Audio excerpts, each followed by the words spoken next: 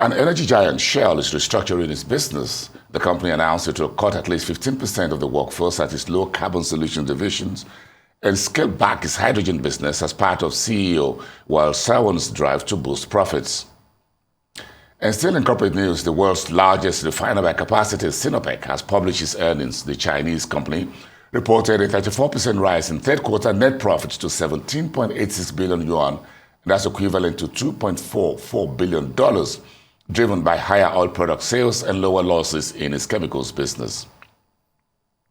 Now to discuss all the latest on global energy markets, let's cross over now to Dr. Oliver McPherson-Smith in Washington, D.C., who is the energy director at the America First Policy Institute and a research fellow at Stanford University. Oliver, it's great to have you on the show. Great having you. Now, we're seeing these reports that American oil companies are looking to ramp up offshore drilling. What more can you tell us? Well, good morning, Bosun. Great to see you.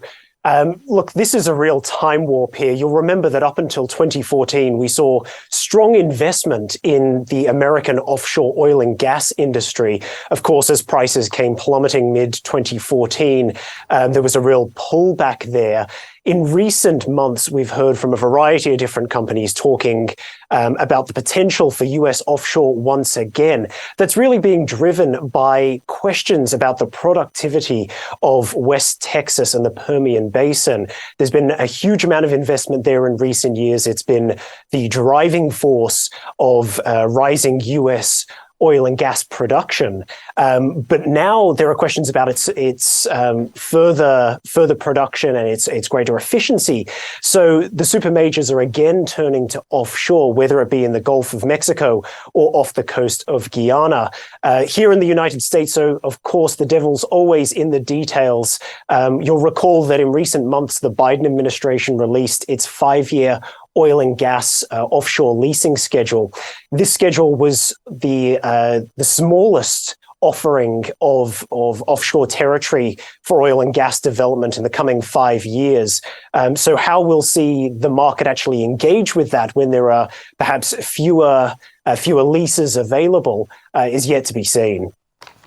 A very interesting development, Oliver. But when you look at oil giant Shell looking to lay off about 15% of its low-carbon solutions team, is this a turning point for big oil's investment in all things renewable?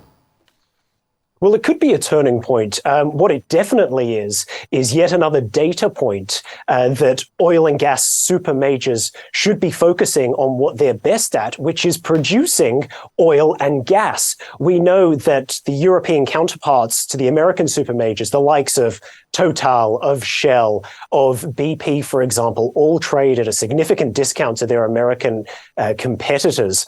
And in the past few months, it seems that the Europeans have sort of woken up to the reality that oil and gas will be here with us for the next few decades. We saw, for example, Wael Sawan cutting those jobs. I think it's up to 330 jobs on the chopping block. We saw at BP the former CEO Bernard Looney stepping down for a variety of reasons, of course, but he was a real champion of this green transition for the European majors. Is that actually going to come to fruition? All signs are pointing to no, and that these companies are once again going to turn back and do what they're best at doing, which is oil and gas. Interesting if we look at the refining business, where China's Sinopec Corporation is posting a 34% rise in third quarter profit. That's a whole lot of money on the table. So what does this tell me about global oil refining industry, by the way, Oliver?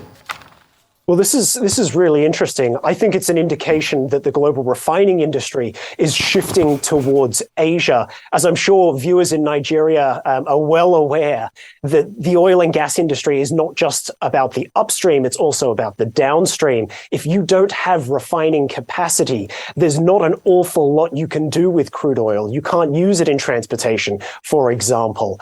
Unfortunately, here in the United States, for a variety of reasons, our refining capacity still has not recovered from the coronavirus pandemic. It's down about 5% at the moment. I would attribute that to firstly policies from the Biden administration trying to curtail investment in the American energy industry, the backbone of the industry, I should say, which is oil and gas, but also progressive titans on Wall Street embracing the ESG movement, which again strangles investment in American refining capacity. Of course, in the People's Republic of China, it's a completely different story. The state-led economy there doesn't have those constraints. And that's part of the reason why we're seeing such huge profits from these Chinese state-owned companies, because they're taking advantage of this global market for refined products.